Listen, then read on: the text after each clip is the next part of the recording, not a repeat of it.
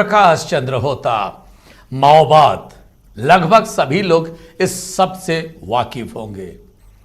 60 के दशक से लेकर अभी तक पिछले 40-50 साल में अलग अलग स्वरूप पे हमने माओवाद को देखा है। कहीं नक्सलवादी में नक्सलाइट के रूप से आंध्र प्रदेश में, उड़ीसा में, मध्य प्रदेश में, छत्तीसगढ़ में, किसी भी राज्य के, सुदूर गुजरात की भी बात कर ले, वहां पर भी माओवादी है।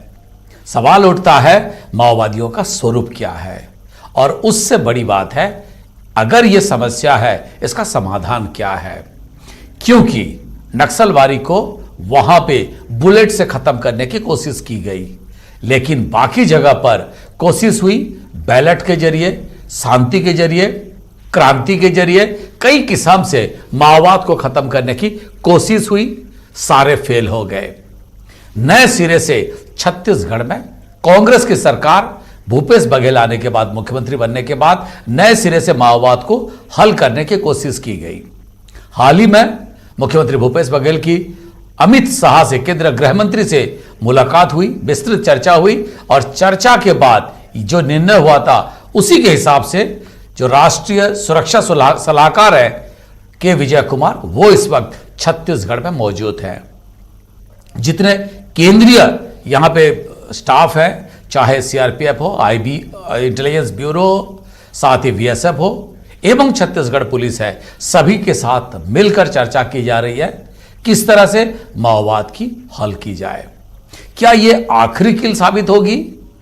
किस तरह से माओवाद का खात्मा होगा? रणनीति क्या है? आज हमारे साथ एक बहुत ही खास पैनल हमारे साथ है नितिन भंसाली, कांग्रेस के बड़े नेता हैं, वरिष्ठ नेता है, युवा चेहरा है।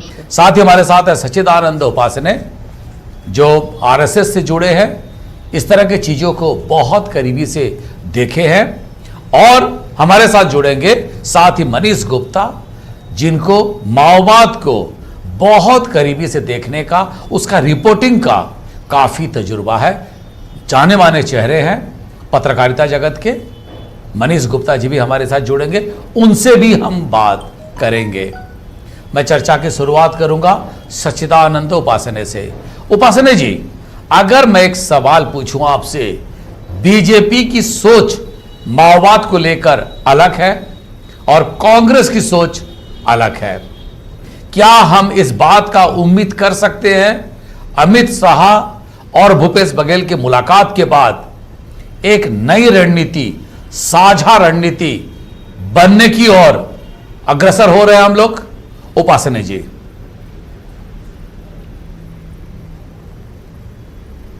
देखिए, सोच अलग अलग नहीं हो सकती।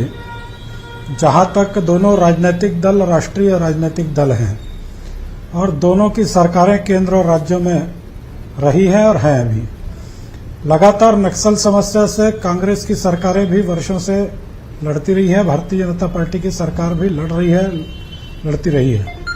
इसलिए ये कहना कि वैचारिक सोच अलग अलग है, ऐसा नहीं है। सभी का लक्ष्य जो है, चाहे किसी भी राजनीतिक दल की सरकार हो, सबका लक्ष्य नक्सलवाद इस देश से और प्रदेशों से समाप्त होना चाहिए। इसके लिए रणनीति बननी चाहिए। यह निश्चित रूप से दोनों पार्टियों का और जितने भी पार्टियां हैं उन सबका एक लक्ष्य निश्चित है। और जिस प्रकार की पहल हो रही है दोनों राज्य सरकार और केंद्र सरकार की तरफ से, अनेक बार इस प्रकार की पहल जो है देश भर के अनेक राज्यों के माध्यम से होती रही है। माननीय अमित शाह जी जब गृह मंत्री थे तो बने, उस समय उन्होंने समन्वित रूप से एक सारे राज्य जहां जहां पर इस समस्या से जूझ रहे थे, उन सभी राज्यों के मुख्यमंत्री और गृह मंत्रियों की समन्वित बैठक भी इसके निराकरण के लिए, राज्य क्या चाहते हैं, केंद्र की पहल कैसी होनी चाहिए, इस बात को लेकर गंभीर मंत्रणा की थी। इसी प्रदेश में भारतीय जनता पार्टी की सरकार में अलग से विधानसभा का सत्र भी इसके लिए हुआ था। तो निश्चित रूप से सभी इस बात को लेकर चिंतित हैं कि ये समस्या जिसके कारण निरपराध लोग मारे जा रहे हैं, राजनीतिज्ञ मारे जा रहे हैं, आज भी हमारे जवान मारे जा रहे हैं, सरकारी अधिकारी मारे जा रहे हैं और बड़ी मात्रा में वे शहीद हुए हैं। वो आखिर इस प्रदेश के लिए और देश के लिए एक प्रकार से राजनीतिज्ञों के लिए, शासन तंत्र के लिए और बहुत बड़ी चुनौती जो है ये नक्सलवाद दे रहा है। इसलिए इसमें मैं तो मानता हूं बहुत कि बड़ी बिना चुनौती राजनीतिक है दृष्टि माओवाद से सभी के इसको लिए। देखे एक समन्वित जी नितिन जी, नितिन समन्वित भंसाली रणनीति जी, बनाकर इसका खात्मा करना चाहिए। ठीक है नितिन जी, समन्वित रणनीति बननी चाहिए।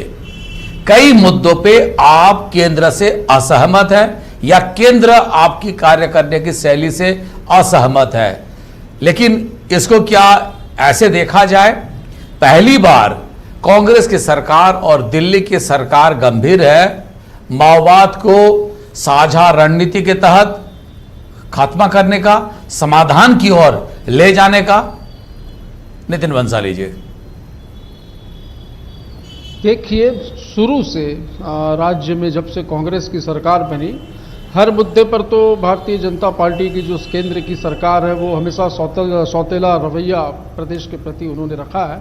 यदि नक्सलवाद के प्रति कोई साझा रणनीति बनती है और कोई सकारात्मक कदम उठते हैं तो निश्चित तौर पर ये प्रदेश के विकास के लिए काफ़ी आवश्यक है। और जिस प्रकार प्रदेश में कांग्रेस की सरकार बनने के बाद मुझे बताने की आवश्यकता नहीं है कि नक्सलवाद पर काफ़ी लगाम लग चुकी है।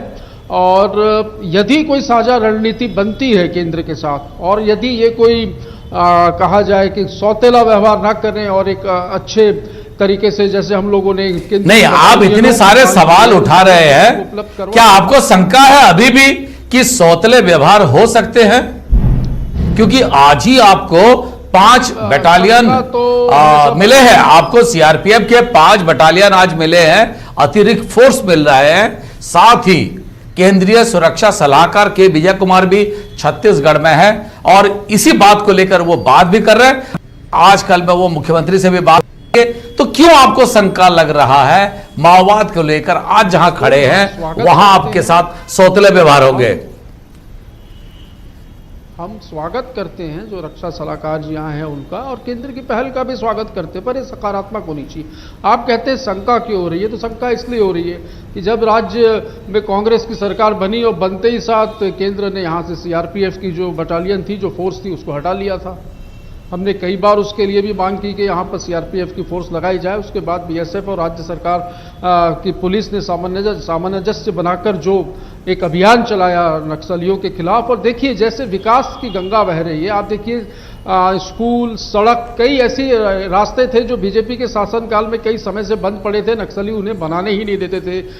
विस्फोट आईडी बम लगाकर उन सड़कों को बीच से काट देते थे। आज उन सड़कों पे काम भी शुरू हो चुका है और विकास जो बस्तर जो है वो विकास की प्रगति। नितिन जी, आपको मैं याद दिला दूं, कल ही सुकमा में अस्पताल को माओवादियों ने उड़ा दिया है, तो आप कैसे कह रहे हैं कि उन्हीं के शासनकाल में खाली होता था? तुलना करेंगे आदरणीय होता जी, ये उनके शासनकाल के मुकाबले देखेंगे तो हमारे और उनके आंकड़ों को भी यदि कहेंगे तो मैं लेकर आया हूं पूरा प्रतिशत के हिसाब से कि कितने माओवादियों ने, कितने 15 साल और 2 साल बेकसूर लोग मारे गए, कितने जवान शहीद हुए।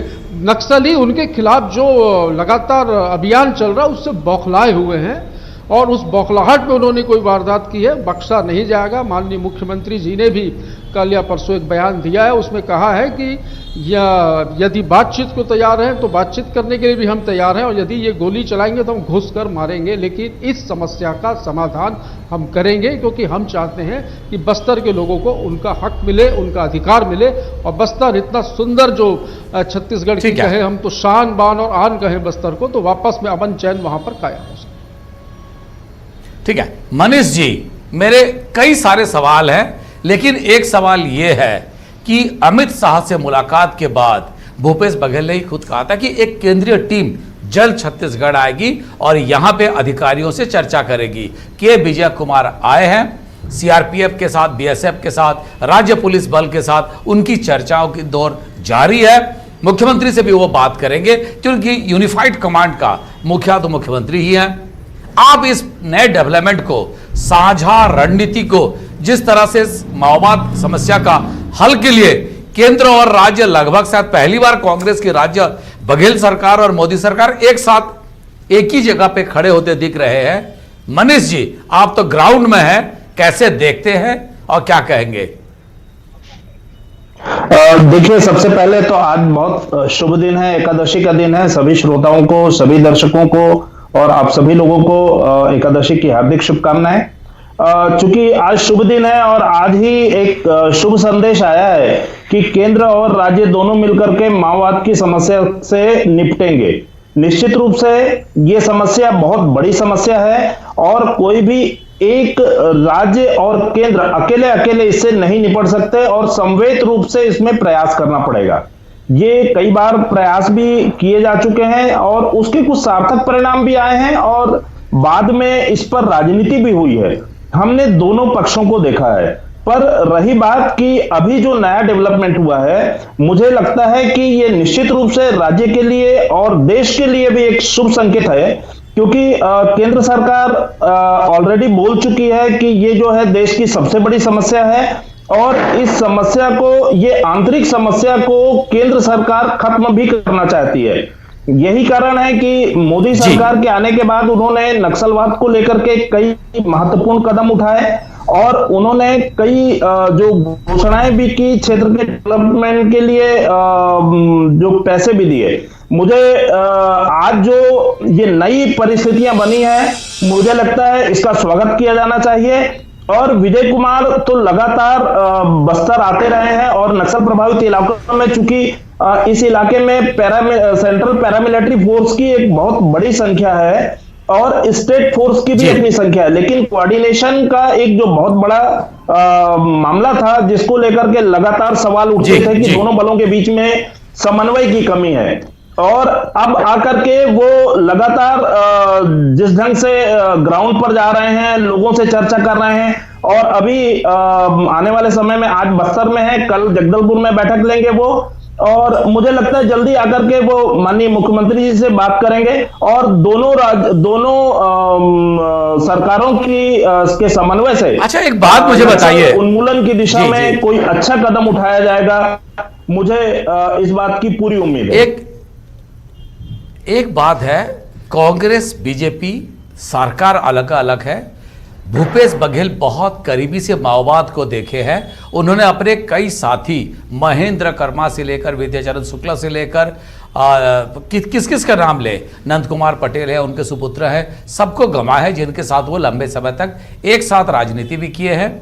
साथ ही अगर हम बात करें राजनीति की, हमने देखा है कि दिग्विजय सिंह की सरकार में ट्रांसपोर्ट मंत्री थे लखेराम कावरे, उनको भी माओवादियों ने मौत के घाट उतार दिया था।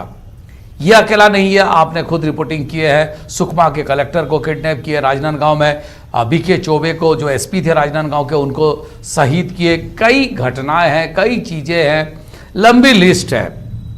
एक बात है, आज के डेट में कोई ये नहीं कह रहा है माओवादियों के खिलाफ हम बड़ी सशस्त्र संग्राम चलाएंगे। क्या रणनीति का जो सबसे बड़ी बात है यही है कि केवल पुलिस फोर्स नहीं है, साथ ही विकास, साथ ही विश्वास, कई और चीजों को भी समाहित करने की कोशिश हो रही है? मनीष जी, ग्राउंड में आपको क्या दिख रहा है? देखिए, फोर्स की कमी तो है नहीं।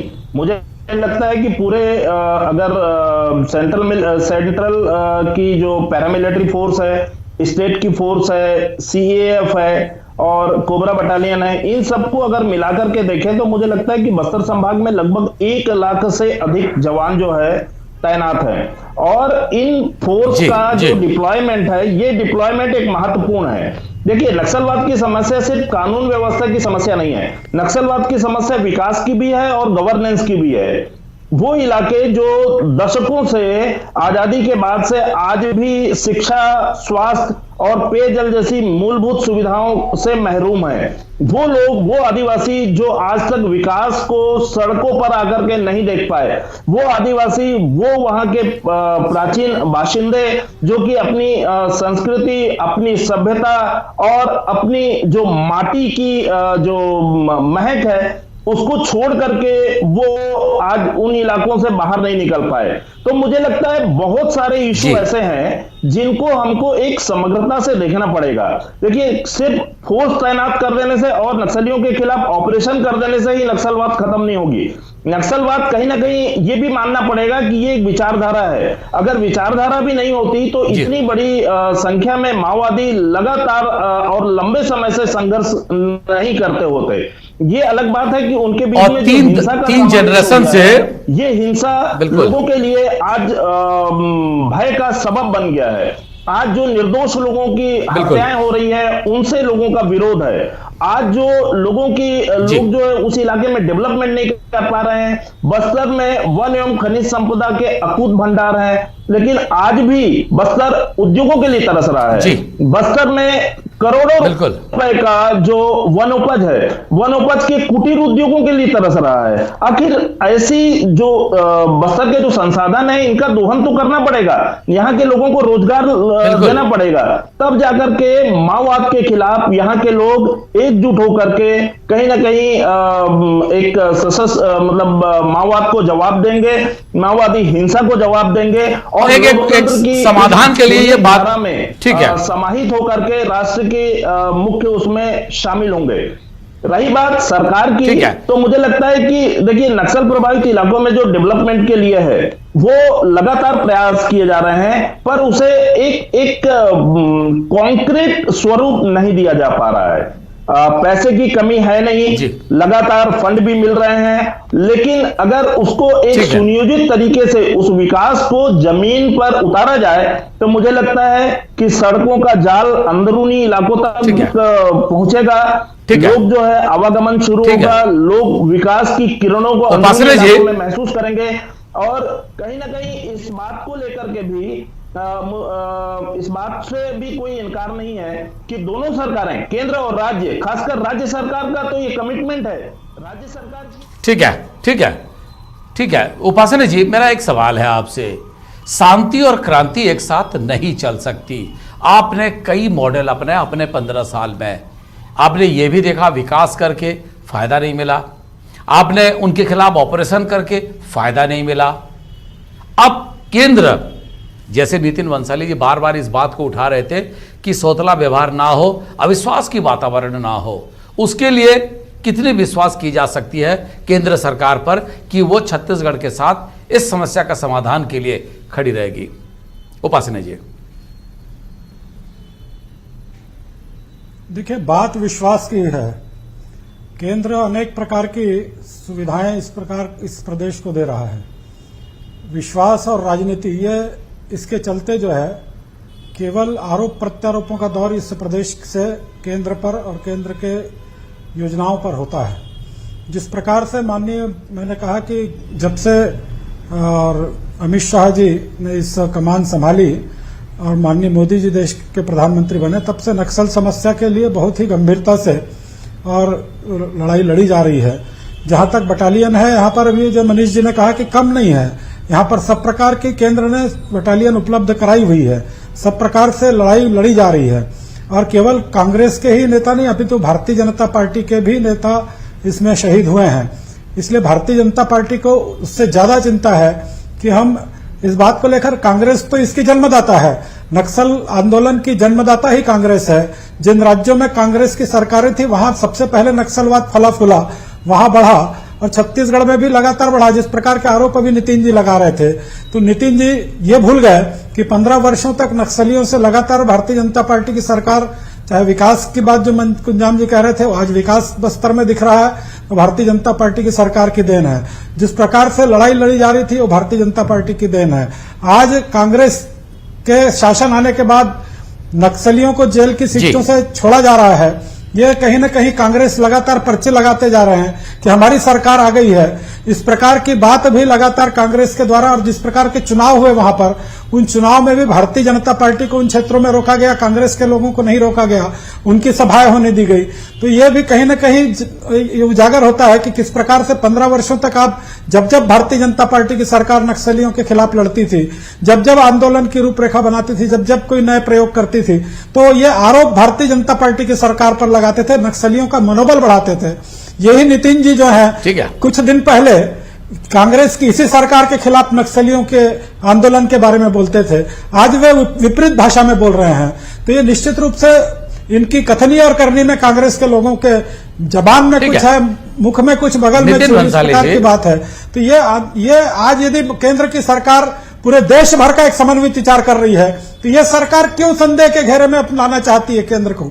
इस प्रकार से ये वातावरण बिगाड़कर जो संवैधानिक अधिकार है उसको चाहे आप किसी भी प्रकार से हर मामले में आप सरकार ने नहीं कहा, संगठन ने इस बात की शंका प्रकट की है। उपासना जी, प्रदेश का हित, उपासना जी, इस प्रदेश का अहित कर रहे हैं, इस प्रदेश की जनता का हित कर रहे हैं, इस प्रदेश के विकास का विरुद्ध कर रहे हैं। नितिन भंसाली जी, सरकार की तो मनसा भूपेश बघेल जी की ठीक होगी, तभी तो वो अमित शाह से मिलने गए थे, और जिस हिसाब से उन्होंने खुद कहा था उसी तौर पर केंद्रीय सुरक्षा सलाहकार छत्तीसगढ़ पहुंचे हैं और बस्तर समेत बाकी इलाकों का दौरा कर रहे हैं ताकि एक साझा रणनीति बन पाए। लेकिन संगठन इस बात पर शंका क्यों जाहिर कर रही है? कांग्रेस संगठन की अगर बात करें, शंका क्यों जाहिर कर रहे हैं, ये मैंने प्रकाश भैया आपको बताया कि शंका क्यों जाहिर कर रहे हैं, क्योंकि हर बार सौतेला व्यवहार किया। अभी आदरणीय सच्चिदानंद उपासने जी, मैं बड़ा भाई कहता हूँ इन्हें, ये कह रहे थे कि खूब विकास किया हमने और राज्य की सरकार जो है वो ये कर रही है, और काफ़ी आरोप लगाए उन्होंने, मेरे पे व्यक्तिगत आरोप भी लगाए। मुझे कोई उस बात की पीड़ा नहीं है, पर मैं ये पूछना चाहूँगा सच्चिदानंद उपासने जी को कि इनके मुख्यमंत्री डॉक्टर रमन सिंह जी ने एक इंग्लिश अंग्रेजी अखबार के एक कॉन्क्लेव में ये कहा था, एक इंटरव्यू में ये कहा था कि नक्सली हमारे बिछड़े हुए भाई हैं। तो ये बिछड़े हुए भाई का शब्द का अर्थ क्या हुआ? इनके नेता, मैं नाम लेके कहूंगा, रामविचार नेताम जी ने 4 लाख रुपए नक्सलियों को दिए, चंदा दिया था, जिसकी गूंज विधानसभा में भी उठी थी।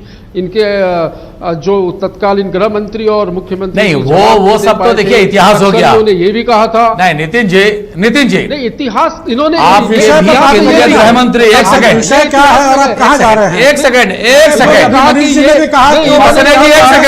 ये कांग्रेस ने, अरे उपासना जी, उत्पन्न की है। उपासना जी एक सेकंड, मैं पहले इस बात को खत्म कर दूं। नितिन जी, प्रकाश भैया, प्रदेश 3 ब्लॉक में 2003 तक के 3 आप जो कह रहे हैं बिछड़े हुए साथी, कांग्रेस भवन में एक केंद्रीय गृह मंत्री आए थे।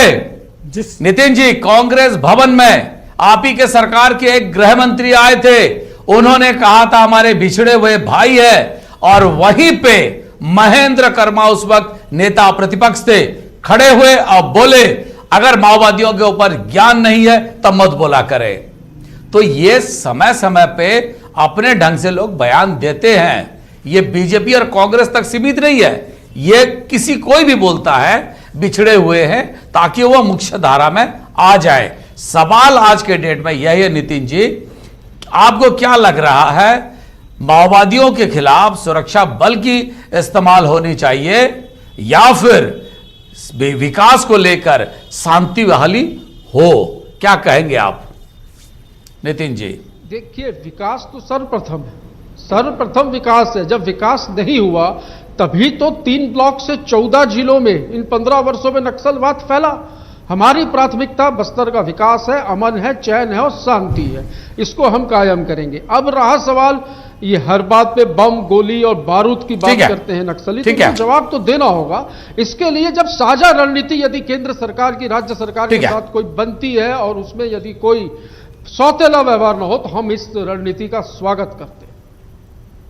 इस रणनीति का स्वागत करते हैं। आज समय हमारे पास इतना ही है। नितिन भंसाली जी, सच्चिदानंद उपासने जी और मनीष गुप्ता जी, तीनों मेहमानों का बहुत बहुत धन्यवाद। एक बात तय है, शांति और क्रांति एक साथ नहीं चल सकती। विकास हो सकता है परिभाषा अलग हो, लेकिन आज भी बस्तर इंतजार कर रही है सड़क के लिए, साफ पानी के लिए और कुछ गांव में बिजली के लिए।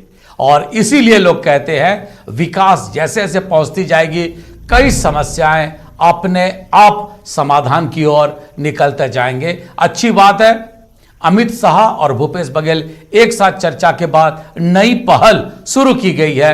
उम्मीद करते हैं छत्तीसगढ़ हिंसा से जल्द मुक्त होगी। आज समय हो गया है, एक नए विषय को लेकर कल फिर उपस्थित होंगे। तब तक हमें दीजिए विदाई।